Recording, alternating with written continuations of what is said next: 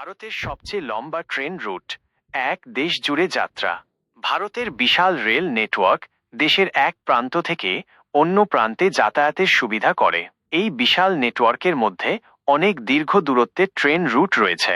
আসুন জেনে নিই ভারতের কিছু দীর্ঘতম ট্রেন রুট সম্পর্কে। বিবেক এক্সপ্রেস, ভারতের দীর্ঘতম যাত্রা। ভারতের সবচেয়ে দীর্ঘতম ট্রেন রুটের গৌরব অর্জন করেছে বিবেক এক্সপ্রেস। এই ট্রেনটি অসমের ডিব্রুগড় থেকে তামিলনাড়ুর কন্যাকুমারী পর্যন্ত চলে। প্রায় 4273 কিলোমিটারের এই দীর্ঘ যাত্রায় বিভিন্ন রাজ্যের মধ্য দিয়ে যাওয়ার সুযোগ পাবেন। তিরুবনন্তপুরম শিলচর সুপারফাস্ট এক্সপ্রেস, দক্ষিণ থেকে উত্তর।